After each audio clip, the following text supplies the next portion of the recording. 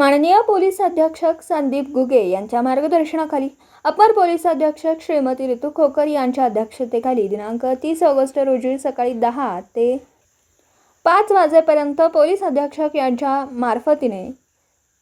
MTS school मनपा शाळा number 23, Miraj high school Miraj, Malu high school Sangli, AB Patil Appasaheb Birnale school या शाळेतील 625 विद्यार्थी विद्यार्थिनी शिक्षक स्टाफ यांना पोलीस अधीक्षक कार्यालय सांगली येथे नवीन कायदे, चित्र प्रदर्शन, कायदेविषयक ज्ञान,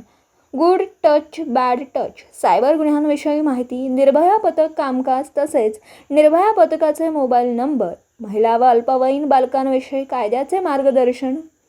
स्वरक्षण तसेच पीडित मुलींनी निसंकोचपणे तक्रार देण्याकरिता तसेच सदर पीडितेचे नाव गोपनीय ठेवत असल्याबाबतची माहिती देण्यात आली. तसेच डायल 112 कॉलचे कामकाज व योग्य वापर याविषयी माहिती तसेच सांगली निर्भया पथक प्रमुख मोनाली पाटील मोबाईल नंबर 9307511018, मिरज निर्भया पथक प्रमुख मीनाक्षी माई मोबाईल नंबर 9307501907,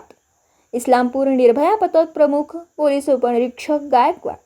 9307520300, तासगाव निर्भया पथक प्रमुख पोलीस उपनिरीक्षक घोरपडे मोबाईल नंबर 9307500348, विटा निर्भया पथक प्रमुख पोलीस उपनिरीक्षक पूजा महाजन 9307682844,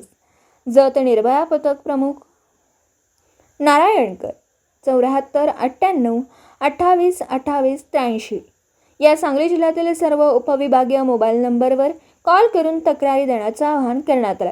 तसंच वरील विषयांच्या अनुषंगाने मार्गदर्शन महिला पोलीस उपनिरीक्षक तेजश्री पवार, नेमणूक महिला कक्ष सांगली यांनी केलं.